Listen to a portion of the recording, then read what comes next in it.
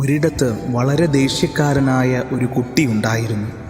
അവൻ്റെ പിതാവ് എങ്ങനെയെങ്കിലും തൻ്റെ മകൻ്റെ ദേഷ്യ സ്വഭാവം മാറ്റണമെന്ന് ആഗ്രഹിച്ചു. അങ്ങനെ ആ പിതാവ് മകന് ഒരു ബാഗ് നിറയെ ആണികൾ വാങ്ങിക്കൊടുത്തു. നിനക്ക് ദേഷ്യം വരുമ്പോഴെല്ലാം മതിലിൽ ഓരോ ആണി വീതം അടിച്ചു കയറ്റണമെന്ന് പറഞ്ഞു.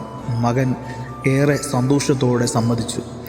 ആദ്യ ദിനം ആ മകൻ മതിലിൽ 37 ആണികൾ അടിച്ചു കയറ്റി.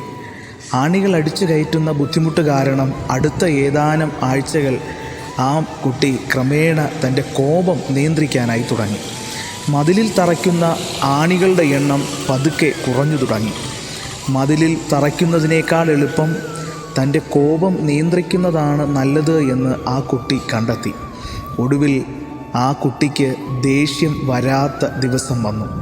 അവൻ പിതാവിനോട് ഈ വാർത്ത പറഞ്ഞു. പിതാവിന് ഏറെ സന്തോഷമായി. കോപം നിയന്ത്രിക്കാൻ ഇനി മുതൽ എല്ലാ ദിവസവും ഓരോ ആണി വീതം മതിലിൽ നിന്ന് പറിച്ചെടുക്കണമെന്ന് പിതാവ് നിർദ്ദേശിച്ചു. ദിവസങ്ങൾ കടന്നുപോയി. ഒടുവിൽ ആണികളെല്ലാം കൊഴിഞ്ഞുപോയി എന്ന് ആ കുട്ടി തൻ്റെ പിതാവിനോട് പറഞ്ഞു.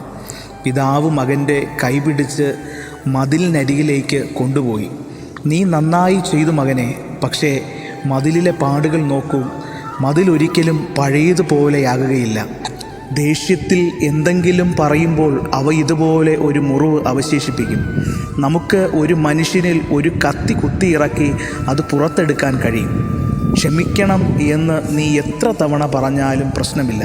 പക്ഷേ നീ ഉണ്ടാക്കിയ മുറിവ് ഇപ്പോഴും അവിടെയുണ്ട് എന്ന സത്യം മറന്നുപോകരുത്. മുറിവുണ്ടാക്കാൻ വളരെ എളുപ്പമാണ്, മുറിവ് സുഖപ്പെടുത്താൻ വളരെ പ്രയാസവും.